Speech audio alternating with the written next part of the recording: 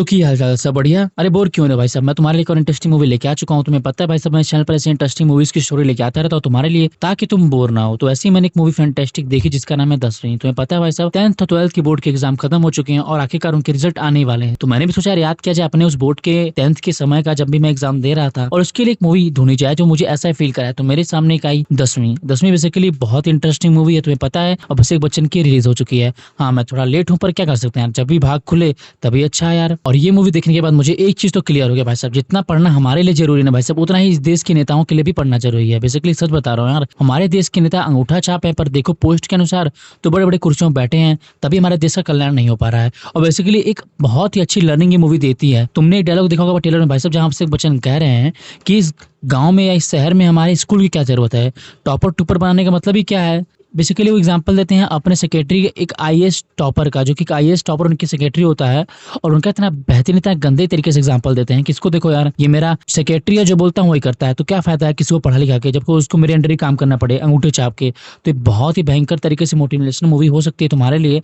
अगर तुम्हारा पढ़ने में मन नहीं लग रहा है तो। नहीं, तुम्हें अभिषेक बच्चन से कुछ नहीं सीखना है, उनकी एक्टिंग के अलावा उन्होंने बहुत अच्छा काम किया इस मूवी में, पर तुम इससे ये सीखना है कि हमारे देश के भ्रष्ट इतने नेता हैं, अगर तुम नहीं पढ़ोगे तो अपने हक के लिए लड़ भी नहीं पाओगे, और क्या पता तुम पढ़ लिख के अच्छी खासी नेता ही बन जाओ। बात कीजिए मूवी की स्टार कास्ट के बारे में, तो बेसिकली 3 मेन लीड रोल में एक्टर्स तुम्हें दिखने वाले हैं। पहले हमारे अभिषेक राजा जी हैं, उसके बाद देखेंगे तुम्हें यामी गौतम, जो कि आईपीएस का रोल प्ले कर रही हैं, और अभिषेक राजा जी की वाइफ का रोल प्ले कर रही हैं नम्रत कौर। तो बहुत ही फैंटास्टिक मूवी ये है, जो मैंने देखकर खत्म कर दिया है। तो बिना टाइम वेस्ट की बात करेंगे इस मूवी की इंटरेस्टिंग स्टोरीज के बारे में। चलो यार, बिना टाइम वेस्ट के बात करते हैं स्टार्टिंग पॉइंट से। देखो बेसिकली राज्य को दिखाया जाता है, राज्य का नाम क्लियर नहीं है कौन सा राज्य है। बेसिकली मेरे हिसाब से हरियाणा का राज्य बताया जा रहा है, जहां पर अभिषेक बच्चन जी का नाम है गंगाधर चौधरी। तरह से कहो तो भाई साहब जाट फैमिली से हैं। ये तो कम है, पर इनके और हमें खुलासा होता है तो पता चलता है भाई साहब ये और कुछ नहीं बल्कि उस प्रदेश के सीएम है।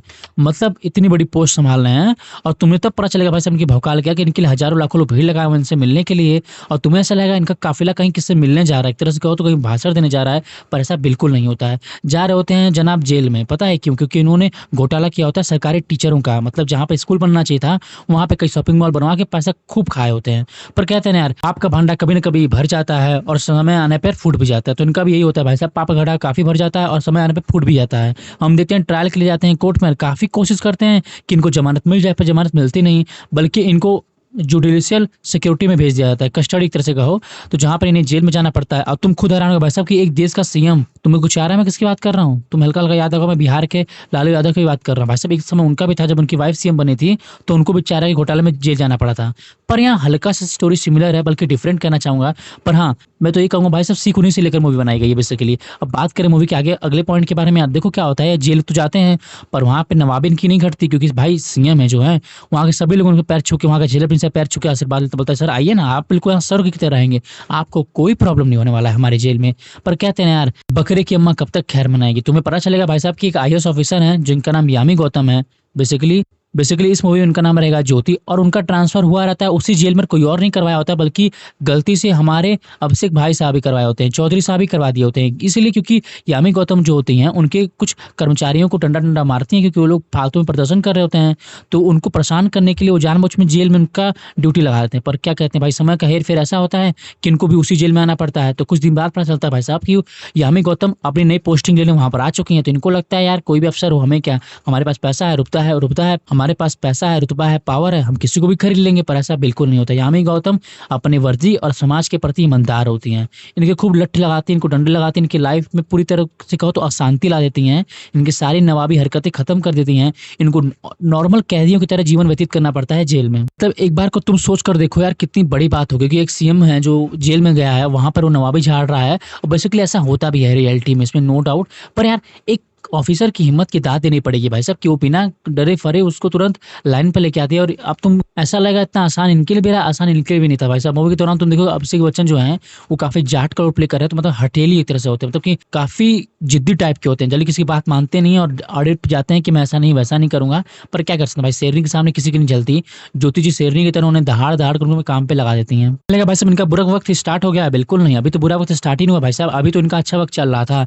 अब हम देखते हैं भाई साहब, ये जब जेल में आया तो सीएम की कुर्सी पे कौन बैठेगा? सीएम की कुर्सी पे और कोई नहीं बल्कि इनकी वाइफ बैठती है, नम्रत कौर। और तुम्हें हैरानी होगी जान के भाई साहब कि ये इनसे बड़ी गधी होती हैं। मतलब भाई साहब उनको अक्षर बराबर बैल होता है, मतलब कुछ उनको पता नहीं होता, बस कुर्सी पे जाकर उनको बैठना है, कहाँ साइन करना है ये बता दो। साइन भी नहीं ठीक से आता, शायद आई थिंक अंगूठा ही लगाती हैं वो भी। तो देख लो यार हमारे देश का भविष्य कहाँ जाएगा, जहाँ पर नेताओं का ऐसा हाल है तो वहाँ के युवाओं का क्या हाल होगा। बात कहा जाता है यार, कुर्सी कुर्सी किसको प्यारी नहीं होती है, कुर्सी की वजह से भाई भाई का नहीं होता है, और ये मूवी में तुम देख कर जान जाओगे कि पत्नी पति का नहीं होता है। बेसिकली कुर्सी के लालच में अच्छे खासे लोड़े लगाती हैं अभिषेक भाई साहब। एक तरह से कहो तो उनकी जो वाइफ होती हैं उनको सीएम कुर्सी से इतना प्रेम हो जाता है, इतना मोह लग जाता है कि अपने पति को ही भूल जाती हैं। मतलब उनके सामने तो बिहेव करती हैं कि हाँ मैं आपको बहुत चाहती हूँ, आपका बहुत ख्याल रखना चाहती हूँ, पर इनडायरेक्टली वो चाहती हैं कि जेल से कभी बाहर ही ना आए, बल्कि मैं सीएम की कुर्सी पर बैठे रहूँ। अब बात की जाए भाई अगले स्टेज के बारे में, जो कि हमारे जानते हैं वैसे भाई साहब के लौड़े लगे हैं उस जेल में। अब देखो क्या होता है यार, वहाँ का जेल का नियम होता है कि हर एक इंसान को कुछ ना कुछ काम करना पड़ेगा, नहीं तो उसको खाना नहीं मिलेगा। और खाना भी ऐसा कि तुम्हें क्या बताऊं, तुम्हें जेल का खाना पता है भाई कैसा है। मतलब सीएम भाई साहब को वही खाना खाना पड़ता है। तो हम देखते हैं भाई साहब चौधरी साहब जो है वो साफ साफ मना करते हैं कि मैं कोई काम नहीं करने वाला। पर क्या कर सकते हैं भाई, शेरनी के सामने किसकी चलती है। हम देखते हैं ना चाहते हुए भी उन्हें काम मिलता है कुर्सी वाला, पर कई बार वो बहाना मारते हैं कि उन्हें पेट में दर्द है, यहाँ दर्द है, और काम से काफी छुट्टी लेते हैं। पर यार क्या कर सकते हैं, उनको जानबूझकर कोई बहाना नहीं चलता उनका, उनको काम आखिरकार करना ही पड़ता है। और दूसरी तरफ बात की जाए उनकी वाइफ के बारे में, तो यार वो खूब झंडे गाड़ रही होती हैं सीएम के, एक तरह से कहो तो फुल मजा ले रही होती है कुर्सी का। कहावत है ना यार कि हर एक इंसान को एक मौका तो मिलना चाहिए सुधरने का, वो मौका मिलता है हमारे चौधरी भाई साहब को। जब चौधरी भाई को पता चलता है कि यहाँ पर जेल में सुविधा है पढ़ने का, और उनको पता है कई बार उनकी जो इज्जत होती है वो उछाली जाती है हमारे ज्योतिष भाई साहब के बारे में। वो कहावत है ना भाई साहब कि हर एक इंसान को सुधरने का एक मौका देना चाहिए, तो ऐसा चौधरी भाई साहब को भी लगता है। और जेलर से कहते हैं कि इसका हो तो यामी गौतम जी से कहते हैं कि मुझे एक मौका दिया जाए पढ़ने का। तो यामी गौतम कहती हैं अरे आप तो सीएम है, आपको क्या जरूरत है पढ़ने की। तो बोलते हैं नहीं, मेरा दिली इच्छा है कि मैं पढ़ूं, क्योंकि वो 8वीं फेल होते हैं। अब क्या किया जाए भाई, एक तरह से तो 8वीं पास होते हैं, उनकी इच्छा होती है कि मैं किसी तरह भी 10वीं कंप्लीट कर लूँ, और इसी कारणवश उन मूवी का नाम रखा गया है 10वीं। तो हम देखते हैं यार वो काफी कोशिश करते हैं पढ़ने का। अब ये इतना आसान टास्क तो है नहीं कि तुम्हें पता है भाई साहब, तुम भी 10 पास करके आए हो, मैं भी 10 पास करके आया हूँ, कितना कठिन होता है 10 का सिलेबस कंप्लीट करना। और यार मैथ जैसा सब्जेक्ट तो पूछो मत, उसके बारे में आज भी सोचता हूँ तो रोंगटे खड़े हो जाते हैं भाई साहब। सेम इनके साथ भी होता है, ठान तो लेते हैं कि इन्हें किसी भी हाल में 10वीं कंप्लीट करना है, पर इतना आसान कैसे भाई साहब, पढ़ाई समझ में आती नहीं है। कई बार छुट्टी मार कर रुकते हैं, इधर उधर बहाना मारते हैं। पर यामी गौतम ने पकड़ लेती हैं और कहती हैं कि पढ़ाई का बहाना लेकर काम से मत भागो, अगर मैं तुम्हें दोबारा पकड़ी तो तुम्हें वापस से काम पे लगा दूंगी। पर देखा जाए तो यार इनको इतना हर्ट करती है ना यार कि तुम देश के नेता और तुम्हें बिल्कुल भी ज्ञान नहीं है, तो पढ़े लिखे नहीं हो, तो इस कारण भी इनके अंदर एक आग जगती है और सोचते हैं किसी भी हाल में मुझे अब 10वीं कंप्लीट करना ही है। अब बात की जाए इनके वाइफ के बारे में, अभिषेक बच्चन की, काफी बार आती है उनसे मिलने और उनकी हर बार बेइज्जती करके जाते हैं। मतलब उनका कोई भी सुविधा का ध्यान नहीं रखती हैं, और देखा जाए तो उनको कुर्सी से इतना प्यार होता है कि फुल एंजॉय कर रही होती है अपनी लाइफ। तो तुम्हें बताना भूल गया भाई साहब, शुरुआत में तो काफी बात मानते थे हमारे चौधरी भाई साहब की, तो मतलब कि जो कहते थे वही करते थे, पर अब मुझसे राय नहीं लेती हैं, बोलती हैं अपना काम करिए, अब जेल में रहिए, मैं अपना काम संभालती हूँ।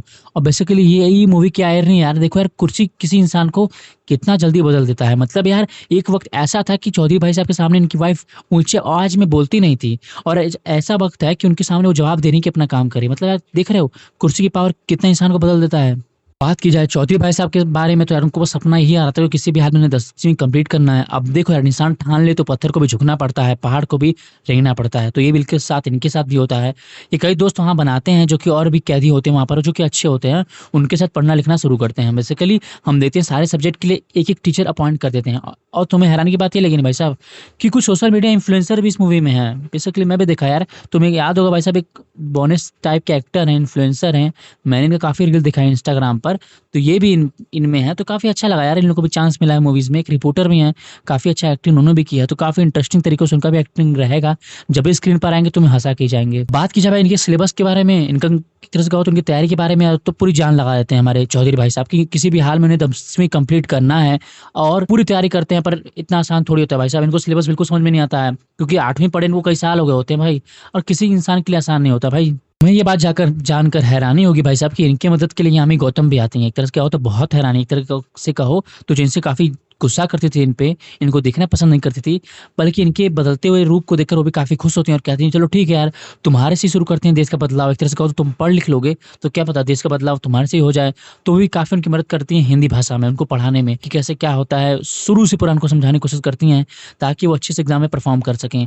पर यहाँ तक की कहानी नहीं रुकती है, कहानी यहाँ से आगे बढ़ती है। हम देखते हैं कि ऐसा वो कॉन्फिडेंस में आ जाते हैं चौधरी भाई साहब कि एक दिन खुल्लम खुल्ला बोल देते हैं कि अगर मैं 10वीं में पास नहीं हुआ, इस राज्य का सीएम नहीं बनूंगा। अभी इस न्यूज़ से सिर्फ एक इंसान को फ़ायदा होता है, वो और कोई नहीं बल्कि हमारे चौधरी भाई साहब की वाइफ होती हैं। वो किसी भी हाल में चाहती थी कि अरे 10वीं पास ना कर पाएँ, क्योंकि अगर 10वीं पास नहीं कर पाएँगे तो कभी सीएम ही नहीं बनेंगे। अगर सीएम नहीं बनेंगे तो ना चाहते हुए सीएम मुझे हमेशा के लिए बनना रहेगा। तो मतलब उनके लिए खुशखबरी थी।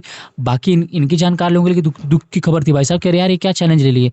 मतलब यार 10वीं अगर पास नहीं किए तो सीएम ही नहीं बनेंगे, तो काफ़ी बुरी खबर है यार। अब क्या कर सकते हैं भाई साहब, चौधरी भाई साहब की जिद्दी जो है वो खून नहीं है। और आखिरकार वो दिन आ ही जाता है। नहीं, वो दिन नहीं जिस दिन इनका बेल होता है, बल्कि वो दिन आ जाता है जिस दिन इनको एग्ज़ाम देना होता है। मतलब यार क्या बताऊँ, सिचुएशन बिल्कुल वही दिखाई गई है जो रियल लाइफ में तुम भी फेस किए होगे एग्जाम के टाइम में। बेसिकली वही सिचुएशन कि क्वेश्चन पेपर देखने के बाद सब बत्ती गुल हो जाना, आँख बंद हो जाना, सारा संसार, सारा ब्रह्मांड गोल दिखना, वही साथ इनके साथ भी होता है। काफ़ी मुश्किलों के बाद ये पेपर सारा कर लेते हैं, पर ये बात अभी तक कन्फर्म नहीं है कि ये पास हुए कि फेल। पर तुम्हें जानकर बाद में हैरानी होगी भाई साहब कि इनका जो बेल होता है वो काफ़ी कोशिश करते पर इनको नहीं मिलता है। पर इनका बेल जो होता है एग्जाम के 10 दिन पहले इनको मिल गया होता है। पर यामी गौतम उसे बूझकर छुपाई होती हैं ताकि अपनी राह से भटक ना पाएं और एग्जाम जाकर दे दें। अब जब यामी गौतम जाके बेल इनको देती हैं कागजात कि तुम्हारा बेल बहुत पहले ही हो गया था, तो हम देखते हैं चौधरी भाई साहब काफी हैरान होते हैं। कहते हैं कि तुमने मुझे पहले क्यों नहीं बताया? तो कहते हैं कि मैं चाहती नहीं थी कि तुमने राह से भटक जाओ, तुम पहले एग्जाम कंप्लीट कर लो उसके बाद बाहर जाओ। और ना चाहते हुए हम देखते हैं भाई साहब की काफी खुश होते हैं चौधरी भाई साहब। और जैसे वो बाहर निकलते हैं देखते हैं अरे उनसे तो मिलने कोई आया नहीं। भाई प्रदेश का सीएम जो बाहर निकला है, मुख्यमंत्री बाहर निकला है, उसके स्वागत के लिए कोई खड़ा ही नहीं है, उनका भाई होता है सिर्फ। और ना चाहते हुए जब वो ऑफिस पहुंचते हैं अपने देखते हैं कि वहाँ पे पूरा माहौल ही चेंज है। एक तरह से कहो तो साले पार्टी चेंज कर ली है। मतलब कि उनके पक्ष में कोई है ही नहीं, उनकी पत्नी भी उनके पक्ष में नहीं है। उनकी पत्नी साफ साफ तौर से कहती हैं कि अब सीएम की कुर्सी भैया मैं बैठी हूँ, अब मैं ही बैठी रहूंगी, तुम कोई और काम अपने लिए देख लो। ना चाहते हुए हम देखते हैं भाई साहब चौधरी भाई साहब काफी लोगों को बोलते हैं, समझाने की कोशिश करते हैं कि आ जाओ यार, तुम लोग मेरे साथ क्यों छोड़ रहे हो भाई साहब?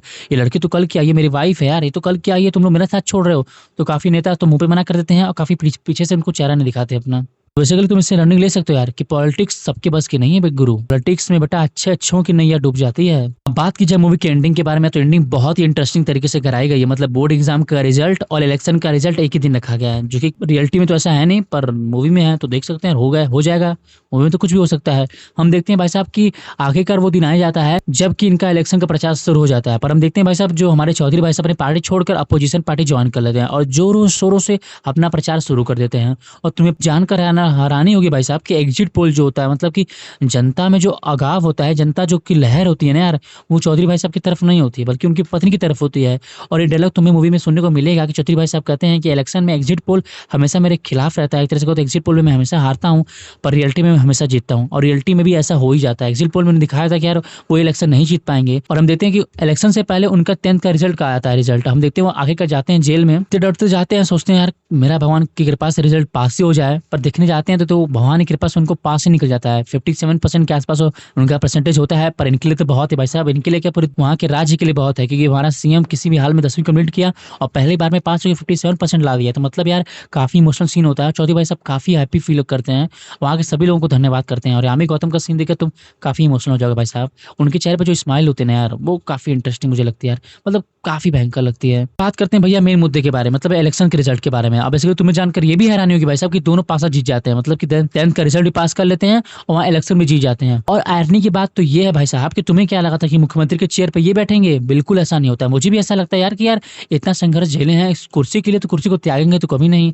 नेता हर चीज त्याग सकता है पर अपनी कुर्सी नहीं त्याग सकता, पर ऐसा बिल्कुल नहीं होता। हम देखते हैं कि लास्ट मोमेंट में आके जिस अपोजिशन को पार्टी को ज्वाइन किए होते हैं, बल्कि खुद न सीएम की कुर्सी बैठकर उसके लीडर को कुर्सी बैठाते हैं, ये कहकर कि यार इस देश को, इस राज्य को यंग नेता की जरूरत है जो पढ़े लिखा हो, मुझसे पढ़ा लिखा हो। और हम देखते हैं कि आखिरकार उनको मुख्यमंत्री घोषित कर देते हैं और कहते हैं कि मुझे क्या है, मैं तो शिक्षा मंत्री का पोस्ट संभाल लूंगा। मतलब यार देख रहे हो अजीब बात, मतलब कुर्सी हर इंसान में इनको हाल में चाहिए, पर कोई ठीक नहीं यार। अच्छा है कि उन्होंने शिक्षा मंत्री का पोस्ट निभा दिया और सभी का नाम लेते हैं, गुरु का, अपने घंटी का, यामी गौतम का, सभी को नाम लेकर साक्षी मानकर वो शपथ लेते हैं मैं आज से अपना काम ईमानदारी से निभाऊंगा। बात की जाए इनकी वाइफ के बारे में तो अपने वाइफ को भी माफ कर देते हैं, कहते हैं कोई बात नहीं यार, कुर्सी के लालच में हर इंसान इधर उधर गलतियां करता है, मुझसे भी गलतियां काफी हुई हैं, तो उसे माफ कर अच्छी खासी लाइफ की शुरुआत करते हैं। तो बेसिकली मूवी यहीं एंड हो जाती है और मूवी काफी इंटरेस्टिंग स्टोरी के साथ एंड होती है। एक तरह से तो लर्निंग है।